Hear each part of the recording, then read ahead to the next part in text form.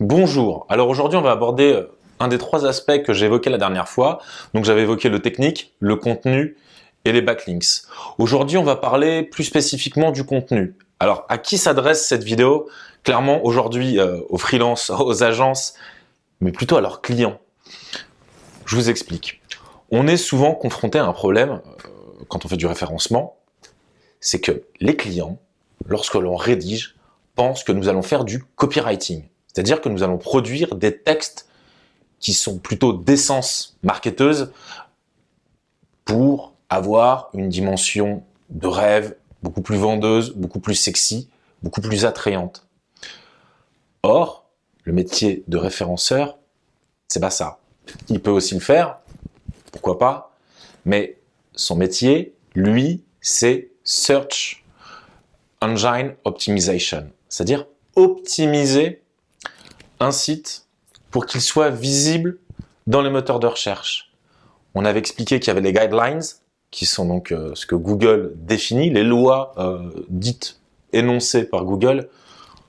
Ils nous en donnent certaines, on les a pas toutes.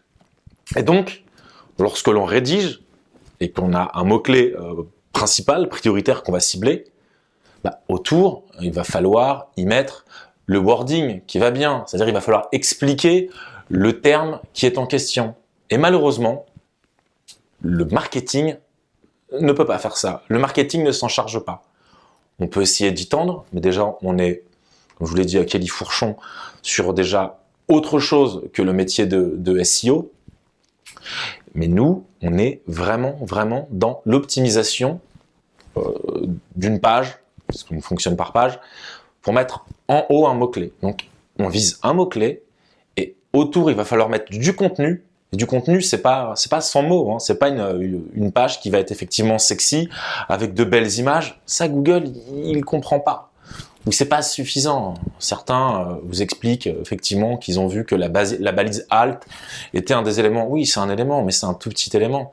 Vaut mieux pondre du texte en quantité, mais pas n'importe quoi, pas de la bouillie, du texte qualitatif qui va permettre au moteur de recherche de comprendre de quoi traite votre page.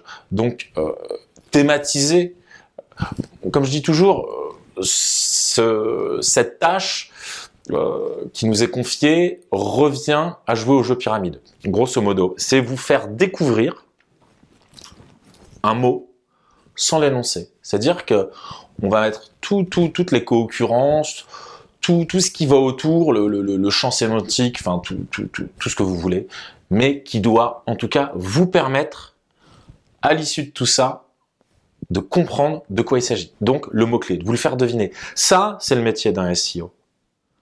Le reste, c'est autre chose. Alors quand vous faites appel à ce type de prestation, en termes de référencement, sachez bien de quoi cela traite. Parce que malheureusement, c'est quand même quelque chose de récurrent.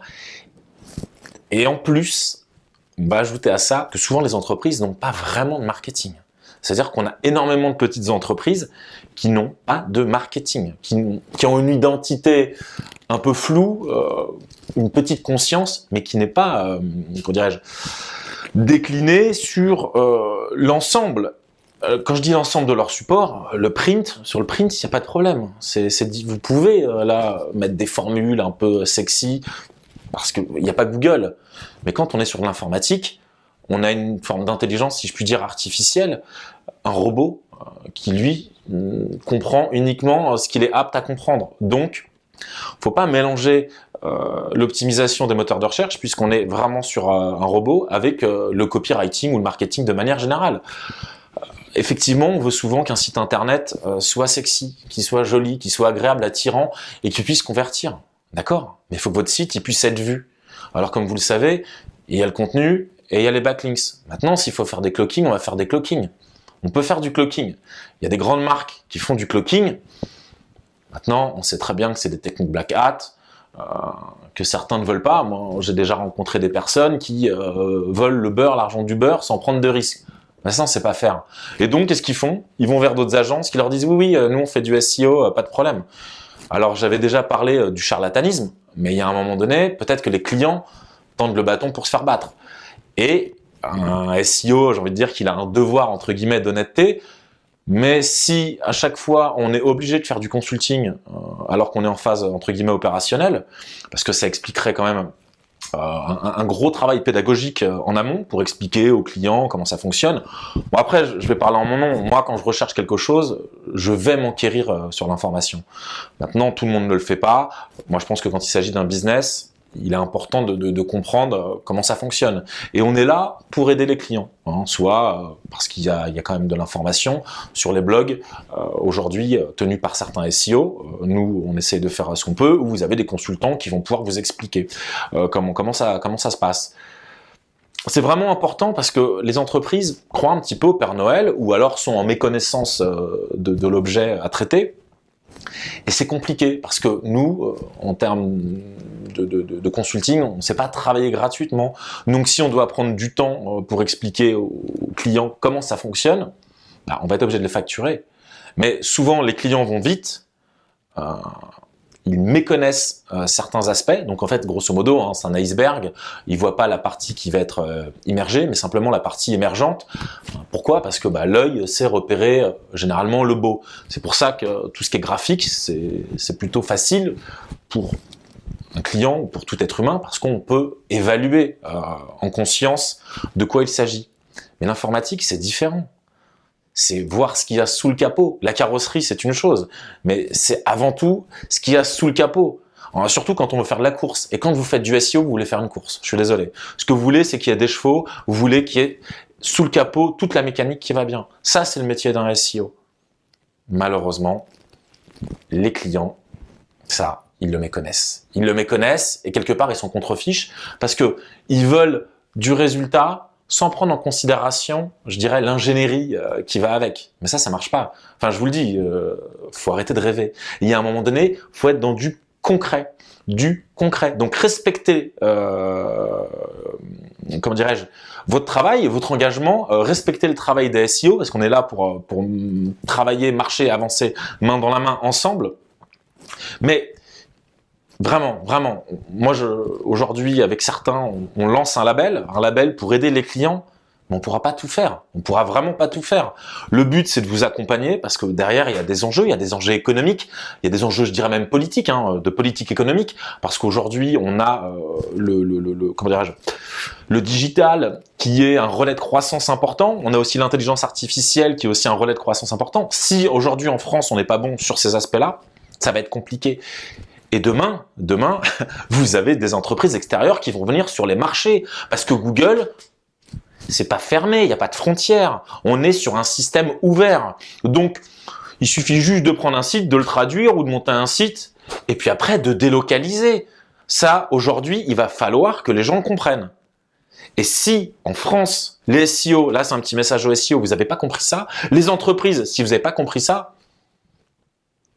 bah, derrière, faudra pas pleurer parce qu'on ne sera pas à la pointe sur certains axes cruciaux, stratégiques des développements actuels et futurs. Et dans ces cas-là, ça va être complexe. Donc, il faut, je dirais, bien s'entourer et surtout, il faut avancer en conscience, c'est-à-dire comprendre les enjeux et comprendre comment ça fonctionne. Parce que les gens qui vous jouent de la flûte et qui vous racontent n'importe quoi, ça, il y en a plein. Hein.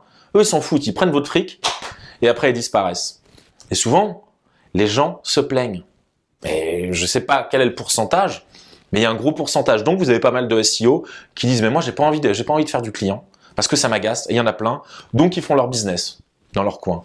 Et les clients qui sont, je dirais, des clients qui sont entre guillemets, on va dire de l'industriel, parce que c'est pas des industries, hein, ça peut être des acteurs du secteur tertiaire, mais qui pour eux ne connaissent que le concret et aujourd'hui arrivent sur le monde digital, ils sont complètement largués. Ils sont complètement largués. Et là, il y a un vrai travail en fait d'éducation à faire. Mais pour être éduqué, il y a une démarche. Il y a vraiment une démarche qui est une démarche, je dirais, personnelle et aussi de s'entourer des bons prestataires. Voilà, donc nous, notre label, il va être aussi là pour ça, je rappelle, c'est le label ZenSEO. Moi, j'œuvre dans la société IT Waves Consulting. Notre but, c'est de vous aider, mais voilà, on veut bien vous tendre une main, accepter cette main tendue, mais à vous vraiment de vous investir, à vous de nous comprendre, de nous écouter et pas d'écouter les gens qui vous disent uniquement ce dont vous avez envie d'entendre, ce dont vous avez besoin d'entendre. Les Cassandres qui vous disent la vérité, généralement, ce sont des gens qui sont pas forcément aimés, qui sont rejetés, mais voilà, la réalité est souvent plus douloureuse. Et quand c'est trop simple, trop beau, j'ai envie de dire, il y a souvent un loup, il y a anguille sous roche, ou il y a même baleine sous caillou. Non, franchement, à un moment donné, faut être concret. Donc, vous avez votre métier. Le SEO est un métier compliqué et vaste. En tout cas, si on intègre aussi toutes les parties du web marketing qui vont avec, parce que souvent, ça se recoupe. On a quand même des gens dans le SEO qui sont des passionnés et qui vont justement, eux, développer plusieurs compétences, souvent notamment quand ils sont autonomes et qui développent leur propre business.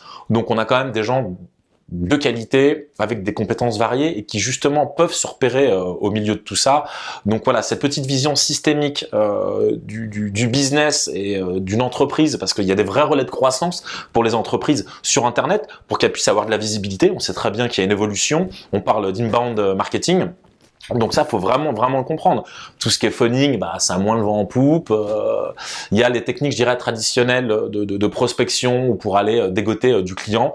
Ça a un peu évolué. Aujourd'hui, on a des clients qui veulent aller eux-mêmes chercher l'information, qui veulent trouver par eux-mêmes, qui vont prospecter et qui vont entrer avec vous après en contact pour pouvoir, faire appel à vos produits ou services. Donc, je peux pas vous dire plus que essayez de trouver le bon. Nous, on est là pour vous aider, donc trouver le bon prestataire. Cherchez par vous-même et surtout, soyez lucide. Soyez vraiment lucide sur ce que vous voulez. Et ne vous laissez pas avoir par vous-même. D'abord, regardez ce que vous pouvez faire en amont pour éviter justement toutes ces écueils qui sont liés, je dirais, une partie à une méconnaissance, et puis en face un professionnel qui vous dit non, la réalité c'est ça. J'ai tendance à dire, des fois c'est désagréable, mais c'est comme un médecin qui vous dit écoutez, vous avez une gangrène, on va être obligé de couper. Je pense pas que le médecin fasse ça par plaisir, je pense pas que ça soit des bouchers. Non, c'est quelqu'un qui vous dit on peut que vous sauver la vie si on procède de la sorte.